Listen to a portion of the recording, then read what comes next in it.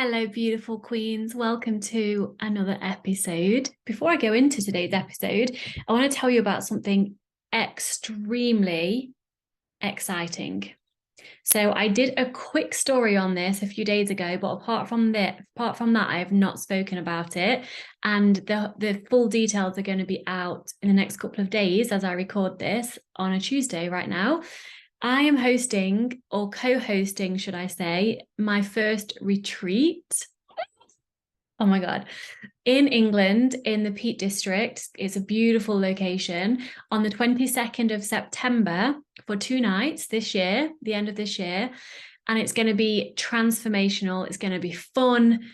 I mean, I can't wait to share all the details with you. And the early bird pricing is going to be super affordable as well. I've been to retreats before. I've explored retreats before, and they're thousands. I'm not saying they're not worth it, but they're thousands. And I wanted to make this as accessible as to many people as possible. So the early bird offer is going to be under the £1,000, including everything: accommodation, food, all the training, the workshops. I'm not going to say too much because you need some surprise, but I'm just really excited to get this out to you. And if you want to know more information, DM me or email me, and you can be the first to hear about it when all the details come out as well. All right, let's go into the episode. This was inspired by an incredible queen who is actually inside mine and my best friend's Rebecca's Wealth and Self-Love Rebellion membership, and she's an avid listener of my podcast. She's called Anasia. I do hope I pronounced your name properly, Anasia. I've not actually checked. And her question was, if I allow myself to eat all of my forbidden foods, then it will trigger binging and then purging, as binging is a trigger for me to purge. How is it possible to eat unrestricted and to stop purging? So the title of the episode is How Can Going All In Work If Binging Triggers Purging? Now, I'm going to start off with a truth bomb. And I think I must have said this before in a previous episode. And here it goes. Binging is a natural biological response to restriction. Purging is not. I'm going to say that again. Binging is a natural biological response to restriction. Purging is not. Purging is a compensatory, here we go again, a compensatory, that word. I swear I have a speech impediment. It's a behavior in an attempt to compensate the binging behavior. Purging is your safety net. You purge because you absolutely cannot, or you currently think that you cannot, sit with the overwhelming feeling and discomfort of feeling shame and fullness after the binge. But guess what? You can do hard things. You really can. And I'm going to go in as much depth as I can in this episode. There's always a reason why we do the things we say we don't want to do. Even when we're consciously saying, I don't want to do this behavior anymore, unconsciously we do, because our unconscious drives 95% of all of our behaviors. So here are the reasons why you want to purge, even though you say you don't want to. And I'm assuming you don't want to because you're listening to the Body Love Binge, Food Freedom and Body Love podcast. And I am hoping and assuming that you actually want to heal from and recover from any eating disorders or disordered eating. So here's why you still want to purge. It relieves anxiety. That overwhelming feeling that I just touched on a minute ago of feeling physically full and emotionally distraught with shame and disgust is a form of anxiety. Anxiety is fear. I remember after a binge, before I would compensate by purging one way or another, I would be so engulfed in self-disgust. I would feel so bad that I would literally want to crawl out of my skin and not come back for a week or until I was empty again. I felt like I needed to escape this feeling now, urgently now, or I was going to die or explode or something. It was that severe and that extreme. And the feeling, in all honesty, is indescribable in words, but it saddens me to say that I know so many of you will be able to relate to what I've just tried to describe. When you purge, it relieves a lot of that. Another reason why, the feeling of emptiness or cleanliness, again, this is born from fear because, well, duh, all of it's born from fear. The emptiness brings feelings of safety and okayness that those who have only experienced this for themselves will understand what I'm talking about. If you haven't purged before, thank goodness, it's similar to the feeling of being starving, hungry, and having an empty stomach. The safety and reward that you get when you experience that. Think back to how, this sounds so fucked up when I say this now, how good and how rewarding that feels. Not to me anymore, but I remember like it was yesterday how it used to feel. The cleanliness part of this piece of the puzzle is linked to OCD, orthorexia, and in all honesty, from experience with working with so many clients now, it's also often linked to past sexual abuse as a child, the cleanliness part of this. Another reason why you still purge, you think it will help, or you think it helps you to cope with life. Quote, I need to purge now because otherwise I will not be able to function at work tomorrow, or something similar to that. Is that familiar to you? You think that if you don't empty yourself now, like directly after the binge, then literally the whole world is going to end. And I'm not exaggerating here, and I'm not taking the piss here because I've been there. And then because you keep doing the purging behavior, you keep feeding into this fear, making it stronger, supporting the belief that backs and drives this fear and this behavior. And the rest is history. More about all of that in a moment. Another reason why you still purge when you say you don't want to, fear of weight gain. Now, most likely, this is the biggest driver of purging and compensatory behaviors. The absolutely paralyzing fear of weight gain. Am I right or am I right? You purge in an attempt to avoid weight gain at all costs. Purging, but here's the interesting fact, and I didn't want to know this fact, but I got told it by a therapist one time and I couldn't unlearn it, and I did research on it, and I suggest you do the same. Purging via vomiting only removes up to about half of the calories eaten, which basically means that realistically between half and 2/3 of what you've eaten is absorbed by the body anyway. And when you rewire, and you absolutely can, when I say this, just listen with an open mind. When you rewire your fear of weight gain, you absolutely can do this. You're not scared of weight gain anymore. Whether weight gain happens or not, the fear of weight gain is removed from your psyche, from your brain, which I know sounds absolutely impossible, but I've done it. And my biggest fear for 20 years of my life was gaining weight. So when you rewire this fear of weight gain, that no longer becomes a driving behavior for it, because it's no longer driving you to do the purging behavior. And I've actually done quite a few episodes around the fear of weight gain, how to cope with weight gain, and all of that. I've linked these in the blog post to this episode. So go and check that out. You can also just go on my podcast and search weight gain Victoria Kleinsman, and I'm sure loads of stuff will come up. Another reason why you're still purging, you don't trust your body. Quote, all that food that I've just eaten is way too much for my body. My body cannot cope with it. I need to get rid of it now in order to help my body. And I say air quote, help my body. Does that sound familiar with your thought processes? You think that your body can't cope and you don't trust your body to process the food and to do what it needs to do with it. Most of this, of course, comes from fear and control and fear of weight gain. There it is again. You try to control your body and don't trust what it needs to do, and so you intervene. Trust me, purging is way more harmful to your body than any amount of processed food or any amount of binge food. And I'm talking purging via vomiting, purging via laxatives, purging by extreme over excessive exercise, the anxiety that comes with that, the pressure on your body.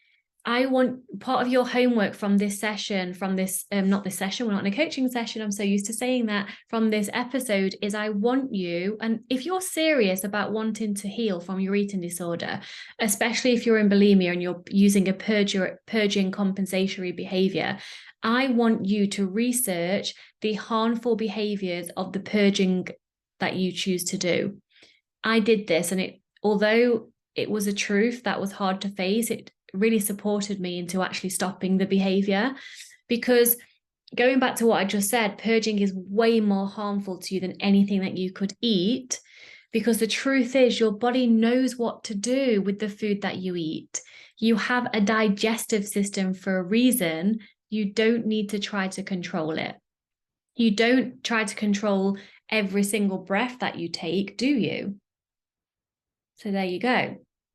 The last reason, there's many reasons, but these are the ones that I wanted to talk about.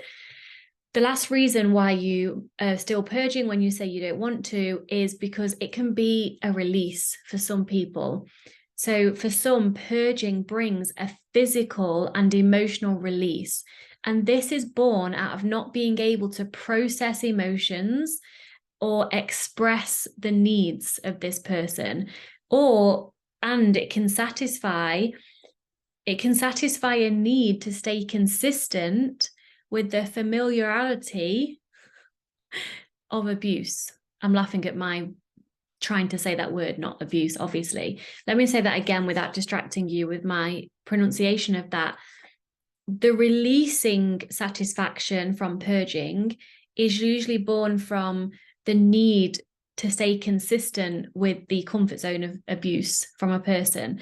So often when someone has been abused in the past, especially as a child, but they've left that abusive situation, that they've left that environment, they're no longer in that anymore, they tend to recreate, we do this unconsciously, they tend to recreate the abuse by abusing themselves in ways that feel similar to the abuse. And with the release aspect of it, it can be a relief from all the tension, all the self-abuse and all of that. There's many layers to this, as you can tell. So now you've become more aware of why you want to purge, even when you say you don't want to. I'm going to share with you how to stop purging as you eat unrestricted and go all in to recover from the eating disorder. And I want to circle back to the question to do this. So I'm going to say the question that Anasia asked again. If I allow myself to eat all of my forbidden foods, then it will trigger binging and then purging, as binging is a trigger for me to purge. How is it possible to eat unrestricted and stop purging? So before I go into how to stop purging, I want to touch on this part of what Anasia has said. If I allow myself to eat all of my forbidden foods, then it will trigger binging. Right off the back of that, she's already creating a self-fulfilling prophecy for herself. Can you see that? Quote, if I allow myself to eat all of my forbidden foods, then it will trigger binging, quote. Can she tell the future? Obviously, I'm being picky and a little bit sarcastic here. And of course, I know that she's saying this because I'm assuming she's experienced exactly that. Binge eating when she's allowed herself to eat her forbidden foods for however many years, right? However, and I'm going to bring it back to the second person here as I'm sharing this. If you are already predicting that you will binge when you eat your forbidden foods, then what do you think you're going to do? Your words are incredibly powerful, as your words create an intention for your actions. I also want to look at this part of the sentence that she said, quote, if I allow myself to eat all of my forbidden foods, quote, and then it continued. Using the word allow already suggests that you're not going to let yourself do something using the word allow already suggests that you are going to let yourself do something that you don't normally do. So therefore, you shouldn't really be doing it. This amplifies that there is mental restriction around food. Because do you say, I'm going to allow myself to have a glass of water, or do you just have a glass of water because you want one? Why is that? Using the words, quote, forbidden foods, quote, is coming from the same context. Foods that are not allowed, foods that are bad and foods that are wrong. And of course, you're going to binge on those foods, as restriction creates a reaction. Restriction creates a rebellion against what was restricted. It's biology and mindset all born from a fear response. Now, you know that I go deep or go deeper. I cannot half-ass the shit that I talk about. So now I want to go into what is a binge exactly? What does that even mean? So if you were to describe to someone who had never heard of the word binge eating before, how would you describe it? I'm assuming that most of you would describe binge eating with a negative connotation attached to it. I have a question for you. Do you think that bears, grizzly bears, I don't even know if they're called grizzly bears, but those are the bears that I'm talking about. And I believe they actually hibernate even in the modern day. Squirrels don't anymore. Random conversation I had with my mum a couple of months ago. Would you describe, or do you think a bear binges when they eat a lot of honey or whatever the fuck it is they eat, getting ready for hibernation? Why or why not? Would you describe a dog who has been beaten and starved for years? Well, starved as in hardly any food because they would have been dead by now, right? But you know what I mean. Would you describe a dog who's been beaten and starved for years as binging when it eats like it's never seen food before? Why or why not? And FYI, most of you will have starved and abused yourself for many years. Self-abuse, physical abuse, self-harming, mental abuse, talking to yourself like shit, self-flagellation, beating yourself up. Just think about that. Because binge eating, I'm going to say something similar, is simply a natural biological response to physical or mental restriction. We only think it's bad because of our conditioning and the false information that we're fed, pun intended. Even in inpatient treatment centres for anorexia recovery, some professionals say to the patients, be careful not to go too far the other way and binge eat. I mean, what the actual fuck? They're literally telling someone whose fear of eating is literally and actually killing them not to eat too much. I mean, I need a glass of water because that really pisses me off. To me, it's like someone getting professional help to overcome the fear of heights, right? And just as they're starting to overcome their fear of heights, the professional that is helping them pretends to push them off the cliff edge and then describes to them how painful their death would have been if they'd fallen. Literally, that's what I see it as. It's not okay. And I know they're not doing it on purpose, but they're not educated with this. And most of them would not have been through it themselves either. So they just don't understand. And it really angers me because I work with clients who have been in inpatient treatments and who have been told that, and it's just the opposite of what we're doing here. So going back to binging is not bad and it's not wrong. It's your body's way of protecting you and getting what it needs in order to survive. Even if you binge when you're full and you're not hungry, it's only because you're mentally restricting, and therefore your biology is driving you to eat because it fears impending restriction. Just skip back a few seconds to listen to that again. So let's change the word binge to reactionary ate instead, because that's what it is, and that has no moral judgment linked to it.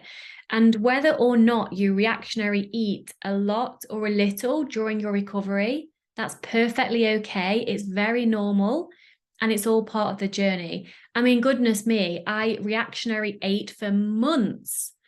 You know why? Because I refused to believe that it was okay to eat what I was eating in the amounts that I was eating it. And I still kept trying to micro manage and micro restrict my body and therefore my food. So if your body has been starving for years, and when I say starving, I mean, of course, I'm talking to those who are currently in anorexia, but I'm also talking to those who are in any disordered eating or eating disorder, because binge eating is a restrictive eating disorder. I've done an episode talking specifically about that and as to why. If you've been starving yourself physically and or mentally for years, then do not be alarmed if you eat a lot of food for a long time. You need to surrender, you need to trust the process, and honestly, you need to get support from someone who knows what they're doing and who has been through it themselves. So here's how to stop purging. I mean, you'll understand why I'm hesitating right now, because there's so much that I have to say around this. It's been extremely difficult to write. I've been writing for like 6 hours and I've tried to simplify it, and there's still a shit ton more I want to say. So I'm going to give you my best in a podcast episode, which is why if you want to come into my world, work with me one-to-one or in a group, and we can go even deeper into all of this. Number one, why, with a capital W, it's underlined, it's in bold. Why do you want to stop purging? Purging? Why do you want to stop purging? And why do you want to recover from the eating disorder? What do you want more? Number one, to face your fears and start your journey to recovery with support. That's why support is so key. Or stay in the comfort zone on the safety of the ED, the eating disorder. Write down in depth why you want to recover. What are you so fucking done with? Why do you want to break free from this eating disorder?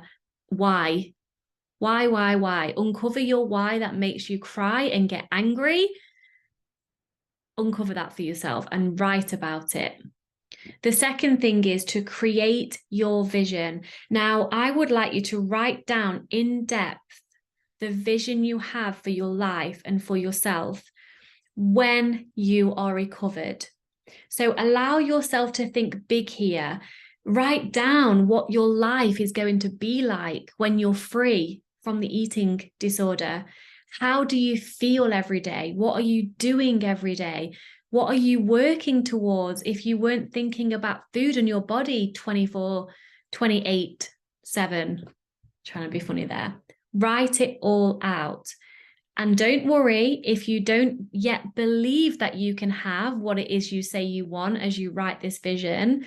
That's normal to feel that way at this stage, as it's a lack of self-belief, a lack of self-trust, and all you currently have is evidence, and that is that you can't recover because you've probably tried. So don't worry about that part for now. The third thing is, oh gosh, this is where I go into the depth of what I want to share. Understand and know your power to change. In order to recover from an eating disorder, you cannot act like a person with an eating disorder. Tabitha Farrar. Read that again. Well, you're not reading it, you're listening. I'm going to say that again because I've just read what I've just written.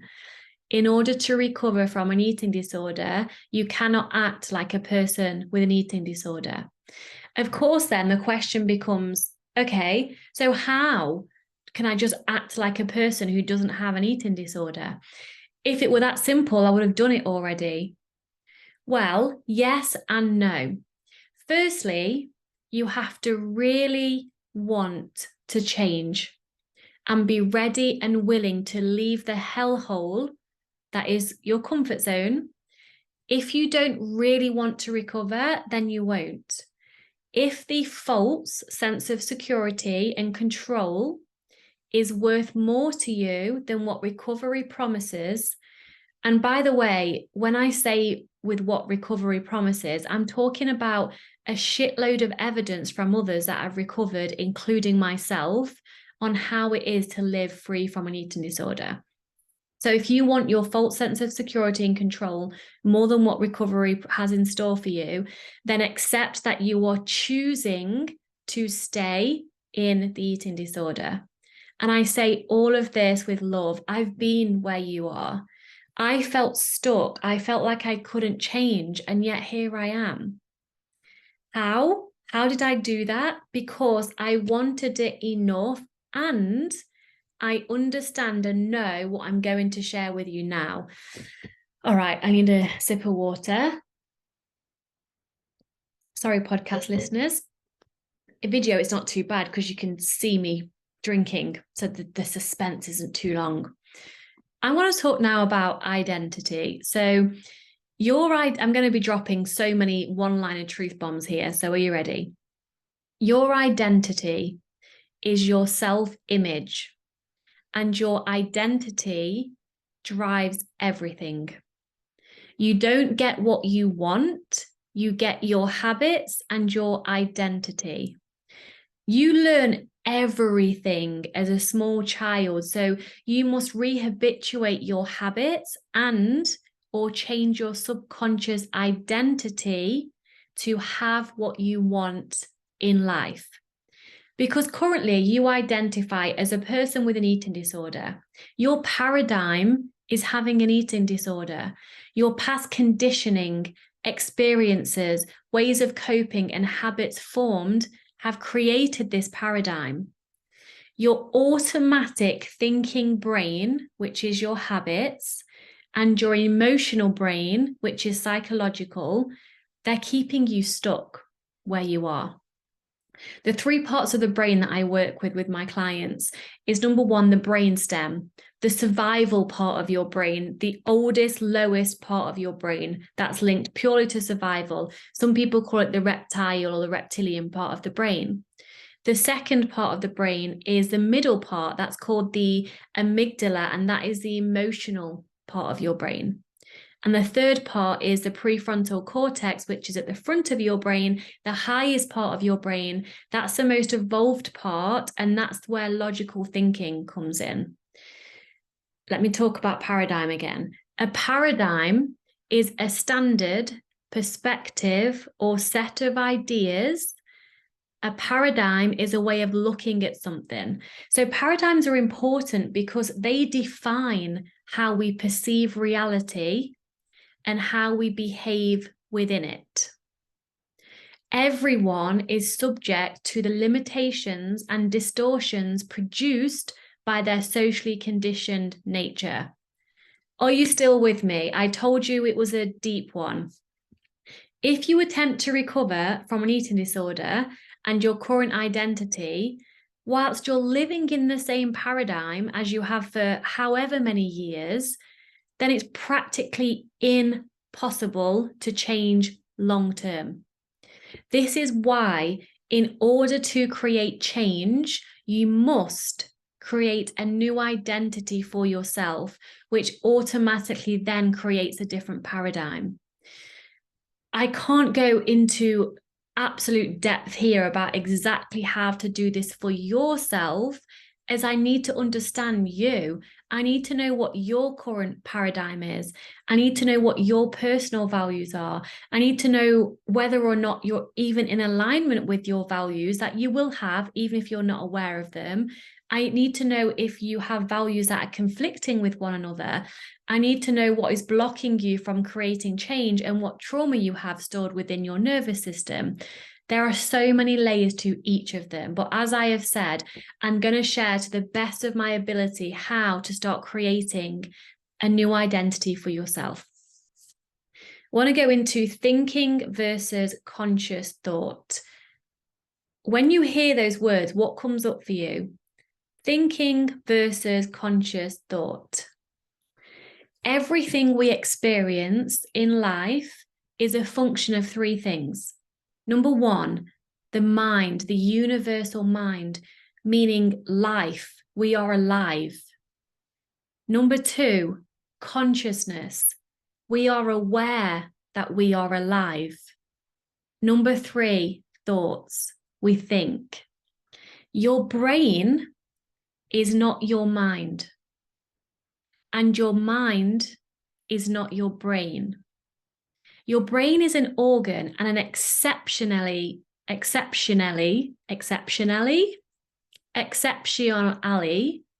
smart tool. Your mind is consciousness. You create with your mind. You change who you are with your mind. You create your reality with the power of your mind. That's not your brain, okay? If you're on an operating table and you had no consciousness, you'd literally be a bag of skin. You still have a brain, a physical brain in there, but you wouldn't be able to use it. It's your mind that uses the brain. If you think your brain and your mind are the same thing, that's why you say you can't change, and that's why you believe it. Your beliefs create your paradigm, and your identity creates your beliefs. Okay? Your beliefs create your paradigm, and your identity creates your beliefs. And so your identity is who you believe yourself to be. And your identity is created for you by your environment, by your parents and caregivers, from your schools, from your churches, from TV, from the ages of 0 to 9. There was a Greek philosopher called, oh gosh, how do I say this name? Aristotle. I've heard of that. A Greek philosopher, Aristotle, once said, listen carefully, give me a child until he is 7 and I will show you the man. What do you take from that? This is the software. When I say this, you're conditioning your parent, how you've been parented, your environment. That is all the software that has been downloaded for you, whether you like it or not. Your brain is the hardware. Your conditioning is the software. When working with actual computers, laptops, phones, it's easy to just upgrade the software or clear it and put a new one in. But because we're human, we have things called emotions and feelings and habits. And I'm sure you're very much aware of these. Your brain thinks all the time, automatically. How does it know what to think? You've thought these same thoughts over and over and over again. And now your brain gives them to you automatically. Where did you get these thoughts from?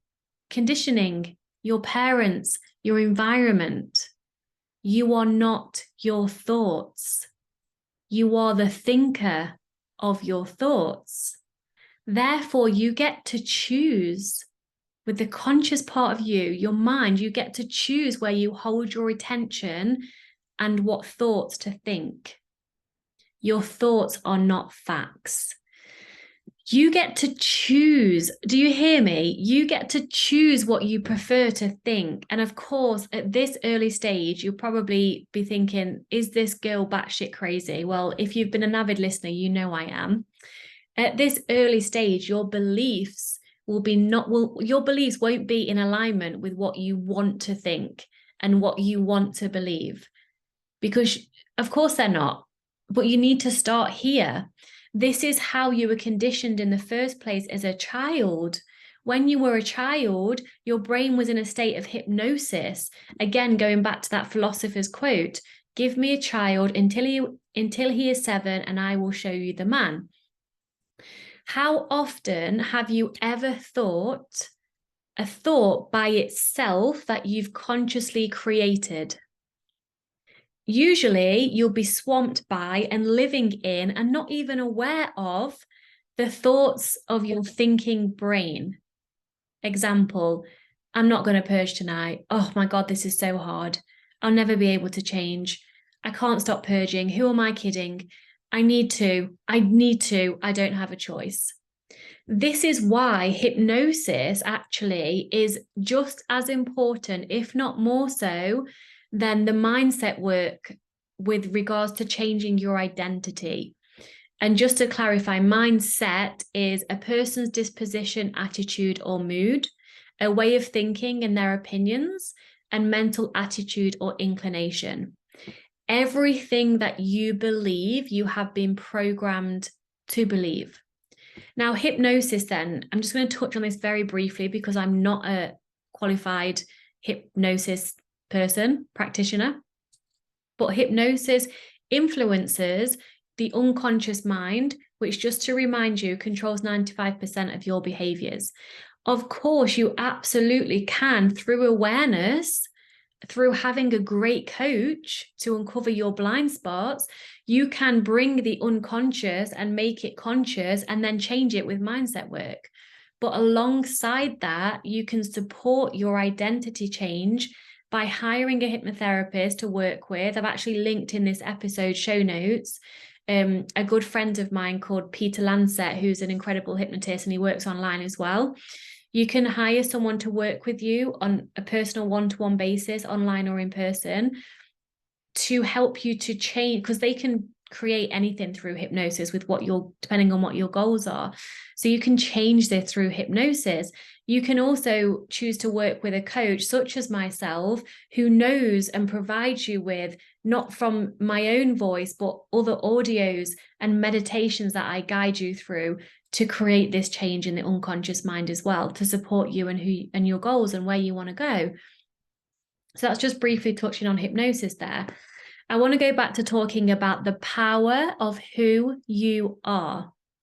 You are pure consciousness. And the part of the brain that is called the prefrontal cortex that I touched on earlier, that allows you to know that you are consciousness. So basically, at your core being, you are consciousness knowing itself. If you're struggling to grasp this, let me just ask you a question. Where were you before you got here? What is consciousness? Consciousness is energy. Everything is energy, actually. And consciousness is creative, the ultimate creator. Consciousness created this whole freaking entire universe. You are consciousness. You are not your brain. You are not your habits, and you are not your conditioning, and you are not your beliefs. You are consciousness, which is the mind, the universal mind.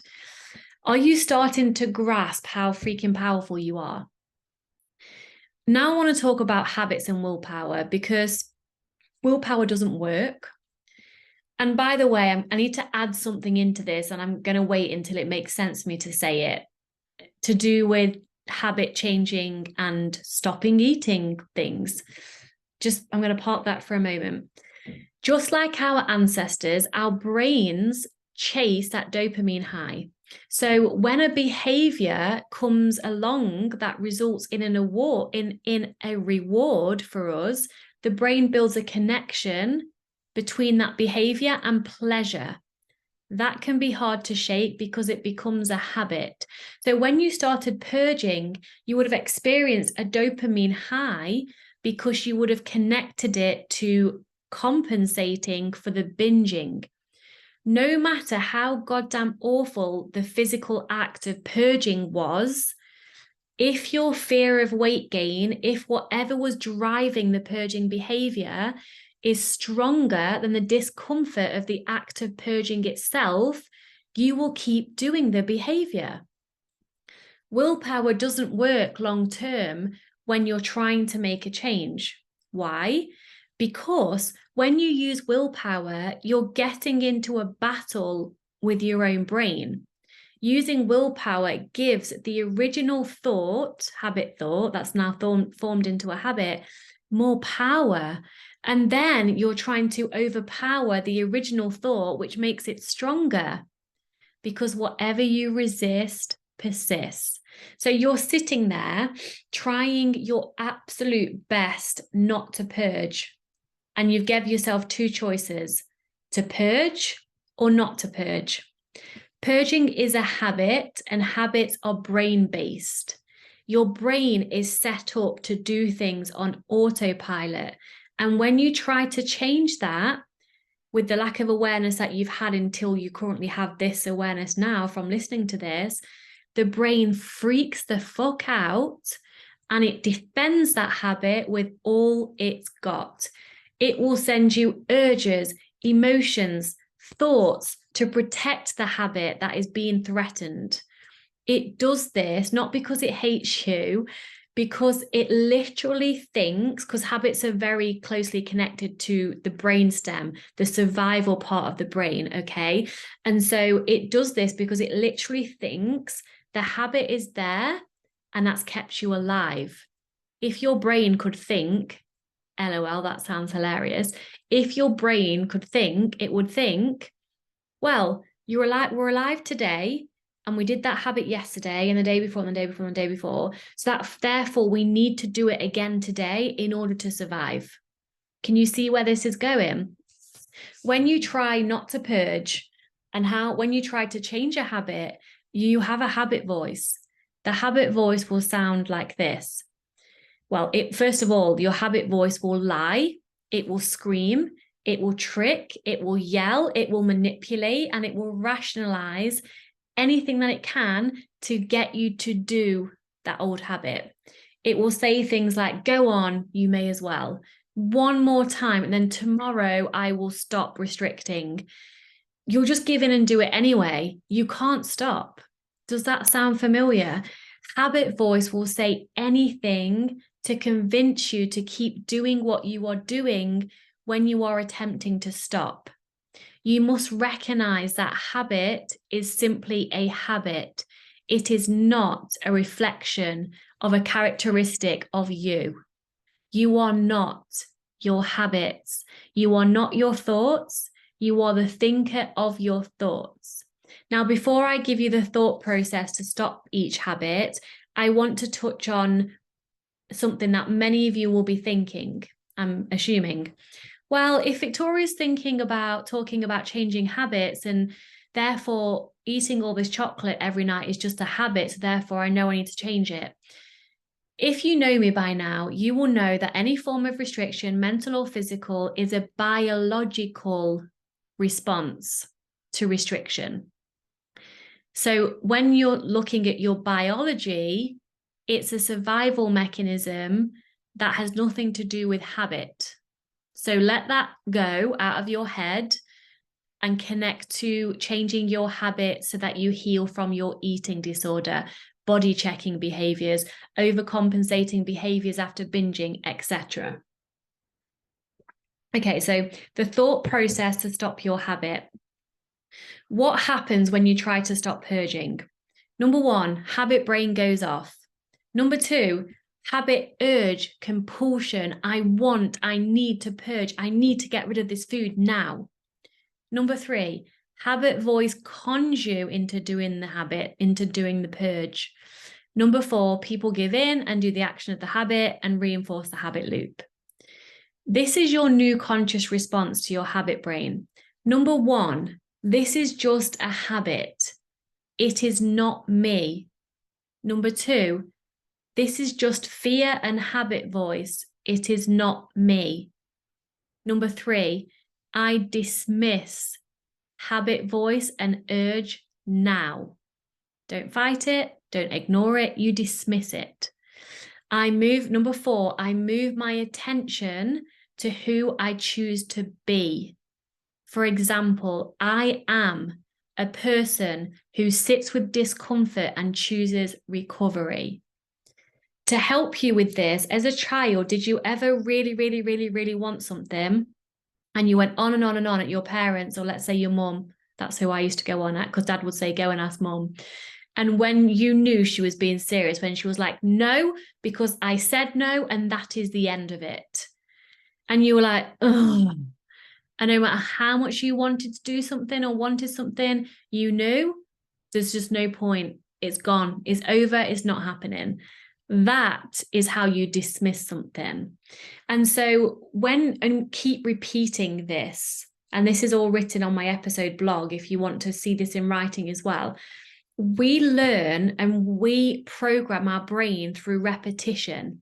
The brain responds to repetition. It takes an average of 67 days to subconsciously change a habit. Now, it gets easier the more you do this, I promise. Keep connecting to your why and your vision, and remind yourself how freaking powerful you are. I want to give you a quote. As within, so without. Whatever is in your internal world will show up in your external world automatically. You cannot do what you are not, and you can only do what you are. Jim Fortin. It's easy for you to do what you unconsciously think you are. If you see yourself as someone with an eating disorder, it's easy to be that. And not only that, confirmation bias happens. And what confirmation bias is, it's where your brain searches for and only sees information that confirms and supports your beliefs and values. And this is another quote from Jim Fortin. If I don't have it in my external world, it's because I don't have it in my internal world first. So therefore, you must create an identity that supports who you want to be. You are a human being, not a human doing. You get to choose who you want to be. Remember, you are pure consciousness, and consciousness created the whole freaking universe. I want you to ask yourself, I want you to journal this. This is probably the most important action step from this episode as we're coming to an end now. Ask yourself the new identity paradigm question and journal this in depth. You ready? Who would I be? How would I feel? And what would I do if I was already fully recovered from the eating disorder? Who would I be? How would I feel? And what would I do if I was already living in food freedom, self-acceptance, and self-love? This is similar to your vision, but it goes way deeper. It focuses on being from the identity that you already are, who you want to be. And then, my love, you need to take action. Acting as if you already know and believe your new identity to be true, to be the truth of who you are. This is why support is essential, in my opinion. If you don't leave your comfort zone, you will never leave your comfort zone. Okay? And I did want to give some practical tips as well to stop purging. And I have actually given you these tips, that the ones that I wanted to touch on before in a previous episode. And so again, I will link this below. So it's really important that you do listen to and watch that episode. And the episode is called how to stop binge purging at night when I'm definitely not restricting anymore. So I do touch on some practical behavioral tips that you can do to help you with the behavioral aspect of purging. So do go and listen and watch that. And just want to wrap up with, you cannot unknow what you've just learned from this episode. So if after this episode alone, you haven't noticed a shift, because I really would expect everyone to experience a shift, even if it's just in the way you think and the way you are aware of everything. If you haven't experienced a shift, Go and look in the mirror. That is why you haven't. If you would like coaching and support every step of the way throughout this journey to food freedom, to body love, to healing your eating disorder, to recovering from that, reach out to me. Let's explore one-to-one coaching. If that isn't in alignment with you, let's explore group coaching. You don't have to do this alone. The question is, are you ready to recover? Are you ready to truly heal from this shit that's been dragging you down for however many years now? I can help you get there. So probably a bit of a different episode to what you was expecting, but I've only just touched the surface. So if you have any questions off the back of this, reach out to me. If you haven't already signed up to my taste test, which is free on my website, go and do that and join the free support group, and share this episode. If you think this has helped and you want to help more people and give back to me, share this podcast, rate and review, and I thank you in advance. All right. I hope you've enjoyed this. Sending you so much love. Thank you, Anasia, for this question and for allowing me to create this episode out of the question. And I hope it's helped so many of you. Have the most beautiful day, morning, evening. Sending you so much love. See you next week.